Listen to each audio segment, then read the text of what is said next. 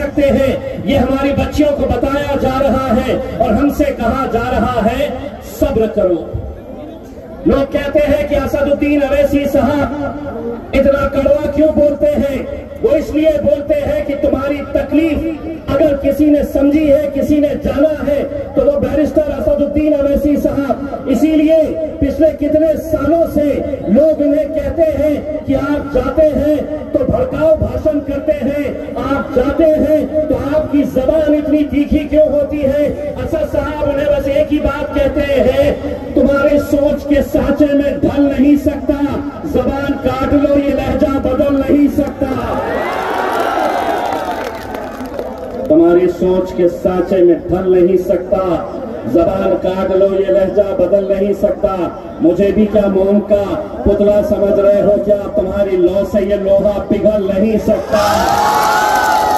लेकिन आज असदुद्दीन अवैसी साहब को नीचा दिखाने के लिए, मजलिस को नाकामयाब करने के लिए तमाम सियासी पार्टी एक मंच पर आ चुके हैं। सभी ने अंदरूनी एक फैसला कर लिया है कि आगे की सियासत, हमारी दुकानें बंद हो जाएगी। अगर असदुद्दीन अवैसी साहब यहाँ पर अपना डेरा जमाएंगे तो हमारे लिए बड़ा मुश्किल हो जाएगा।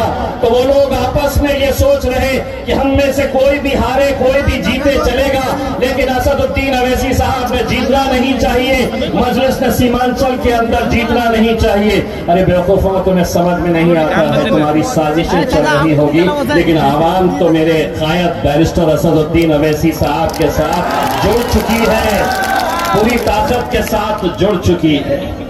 आज हमें इस बात का अंदाजा तो हो रहा है कि आज अल्हम्दुलिल्लाह जिस पार्टी के बारे में ये कहा जाता था, बैरिस्टर असदुद्दीन अवैसी साहब को देखकर लोग ताने कसते थे, मजाक उड़ाते थे और ये कहते थे कि ये अकेला इकलौता एक मेंबर ऑफ पार्लियामेंट है, एक ही सांसद है और जिंदगी भर एक ही रहेगा।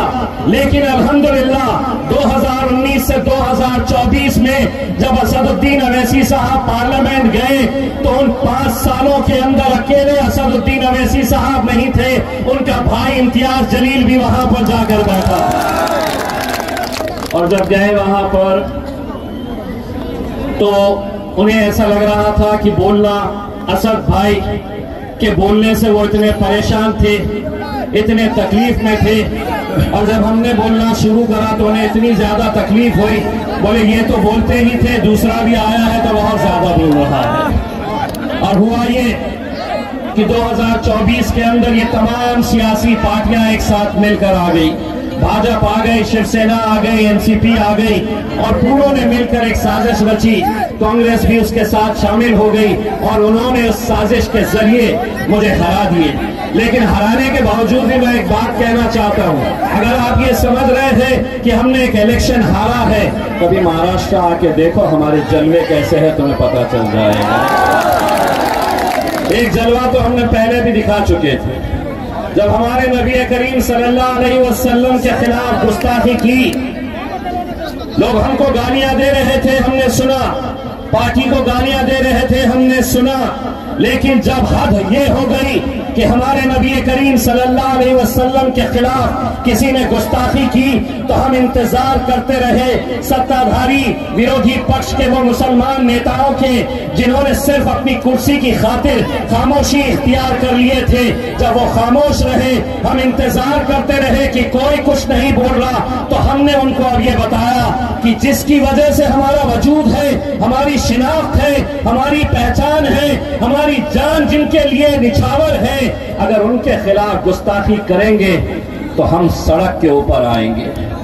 और जब हम सड़क के ऊपर आने का फैसला किए मेरे भाई, सारी हुकूमत, सारी पुलिस, सरकार, प्रशासन पूरी ताकत लगा दिए ये कहते हुए कि हम तुम्हें इजाजत नहीं देंगे, बंबई तुम जा नहीं सकते, रैली तुम निकाल नहीं सकते। मैंने कहा तुम्हारे पास पुलिस की ताकत है, हुकूमत की ताकत है, लेकिन मेरे पास तो मेरी ताकत वहां पर मौजूद है। मैंने उनसे कहा तुम ताकत लगाकर मुझे रोक के तो दिखाओ, मैं मेरी ताकत दिखाकर बंबई पहुंच के दिखाऊंगा। और हम पहुंचे थे मेरे भाई, आप लोग भी उसके गवाह हैं। आप लोग भी आज इस मुल्क के अंदर हर रोज क्या हमारे मजहब के ऊपर हमला नहीं किया जा रहा है? क्या मुसलमान लीडर दूसरे पार्टियों के सिर्फ अपनी कुर्सी बचाने के लिए यूं ही खामोशी इख्तियार करते रहेंगे? वो करते रहेंगे भाई, लेकिन हम खामोश बैठने वाली जमात नहीं है। हम लड़ेंगे, हम बोलेंगे।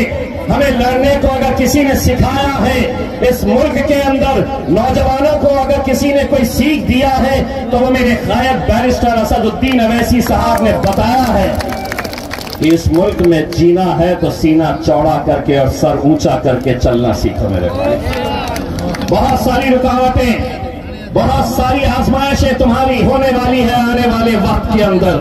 अगर हम मुत्तहिद नहीं हुए, अगर हम एक ताकत बनकर खड़े नहीं हुए, तमाम सियासी पार्टियां ये जानती है कि इस कौम को बांटना, बिखेरना और खरीदना बहुत आसान बात है, लेकिन उन तमाम को मैं ये कहना चाहता हूं, तुम आज तक हमें बांटते आए थे, तुम आज तक बोलते थे और हम सुनते थे, लगातार हम सुनते आ रहे थे, लेकिन अब एक बात अच्छी तरह से सुन लो, मुल्क के वजीर आजम नरेंद्र मोदी साहब आपसे लेकर तेजस्वी यादव से लेकर जितने भी वजीर हैं उन सबको मैं बताना चाहता था, तुम बोलते थे और हम सुनते थे, अब हम बोलेंगे और तुम्हारे बाप को भी।